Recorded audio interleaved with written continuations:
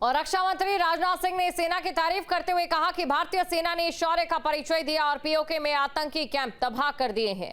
वहीं सीएम योगी ने कहा कि आतंकवाद कुत्ते की पूंछ है जो कभी सीधी नहीं होगी, उसको उसी भाषा में जवाब देना होगा।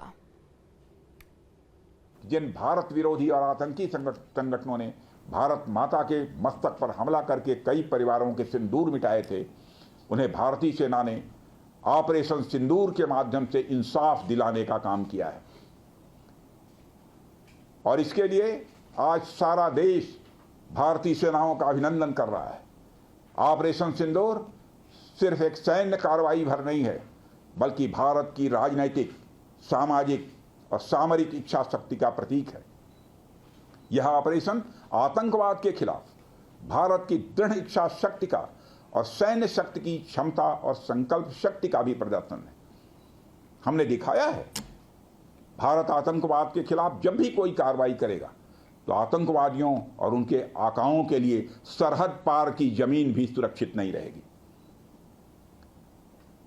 भारतीय सेनाओं ने ऑपरेशन सिंदूर को पाकिस्तान में मौजूद आतंकी ढांचा ढहाने के उद्देश्य से लॉन्च किया था। हमने उनके आम नागरिकों को कभी निशाना नहीं बनाया था, मगर पाकिस्तान ने न केवल भारत के नागरिक इलाकों को निशाना बनाया, बल्कि मंदिर, गुरुद्वारा, गिरजाघर पर भी हमले करने का प्रयास किया। भारतीय सेना ने शौर्य और पराक्रम के साथ साथ संयम का भी परिचय देते हुए पाकिस्तान के अन्य ठिकानों पर भी प्रहार करके करारा जवाब दिया है। हमने केवल सीमा से सटे सैन्य ठिकानों पर ही नहीं कार्रवाई की, बल्कि भारत की सेनाओं की धमक उस रावलपिंडी तक सुनी गई जहां पाकिस्तानी फौज का हेडक्वार्टर मौजूद है। ब्रह्मोस मिसाइल क्या होती है, अभी आपने ऑपरेशन सिंदूर के अंदर इस मिसाइल के पराक्रम की एक झलक देखी होगी, और नहीं देखी होगी तो कम से कम पाकिस्तान वालों से पूछ लेना चाहिए कि ब्रह्मोस मिसाइल की ताकत क्या है।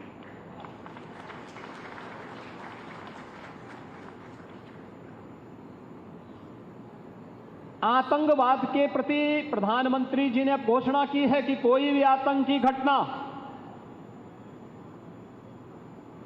अब युद्ध जैसा होगा। और याद करना, आतंकवाद को जब तक हम पूरी तरह कुचलेंगे नहीं, तब तक समस्या का समाधान होगा भी नहीं। अब समय आ गया है जब इसको कुचलने के लिए हम सबको एक स्वर से प्रधानमंत्री मोदी जी के नेतृत्व में पूरे भारत को, पूरे उत्तर प्रदेश को मिलकर के इस अभियान के साथ जुटना होगा।